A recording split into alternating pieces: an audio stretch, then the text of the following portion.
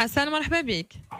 مرحبا بك اختي ساره، مرحبا بكل مستمع مستمعات راديو ماس. بالفعل فريق اولمبيك اسفي المنتشي بالفوز ديالو بواحد 0 على حساب فريق الشباب الرياضي السالمي. وكا فريق اولمبيك اسفي بواحد 0 بطبيعه الحال. وكا فريق اولمبيك اسفي فهو رفع الرصيد ديالو ل 11 نقطه من 3 ديال الانتصارات، وكانت هذه 2 ديال التعادلات، علما انه انهزم في 4 ديال المباريات من خلال 9 ديال الدورات.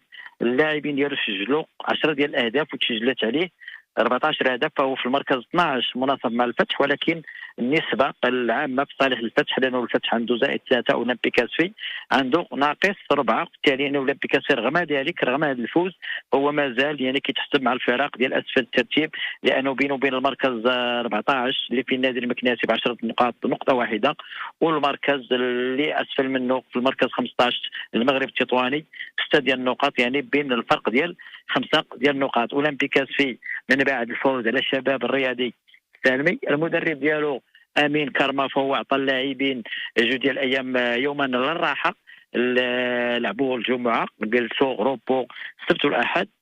نورمالمون اليوم غادي يرجعوا التدريب في المركز ديال الملعب التابع لمركز تكوين اللاعبين هنا في مدينه اسفي. غادي تواصل الاستعدادات ديال اولمبيك اسفي تقريبا كل نهار حصه، حصه يوميه، حصص يوميه الى غايه يوم الجمعه المقبل. الجمعه باش تكون اخر حصه تدريبيه، وبطبيعه الحال فاولمبيك اسفي الكل كيعرف انه غيعاود يلعب بمدينه زمامره بملعب شكري، وهذه المره غادي يكون ضيف. في الاسبوع الماضي كان هو المضيف واللي استقبل الشباب الرياضي السالمي، بحكم ان ملعب المسيره مغلق بسبب تغيير العشب غادي يكون غيزرعوا فيه او تزرعوا، كيتسناو انه غير ديك الوقيته ديال الصيانه ديالو، باقي تقريبا واحد 15 يوم ولا 20 يوم. ديجا كانوا بداو فيه الاشغال، كيتزرع العشب ديال الوقيته ديال الشتاء، وهذا الشيء اللي خلى اولمبيك تستقبل شباب السوالم في ملعب شكري في زمامره. حتى نهار السبت غادي يلعب في ملعب شكري في زمامره، ولكن هذه المره غادي يحل ضيف على الجار ديالو اللي هو نهضة زمامره.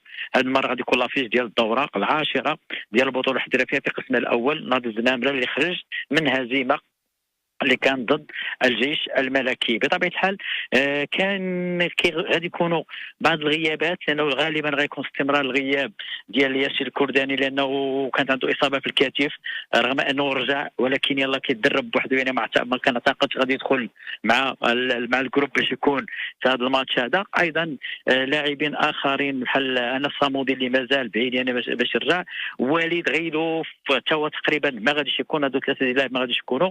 وكاين شكوك، اليوم غادي يشوفوا اللاعب ديال لا ديفونس المهدي اصحابي، لانه كان تصاب ضد السوالم وغادر، واش يقدر يلعب واش ما يقدرش يلعب. شوف دابا غادي يكون تسويفي ديال الطاقم الطبي يشوف واش غيلعب ولا ما يلعبش.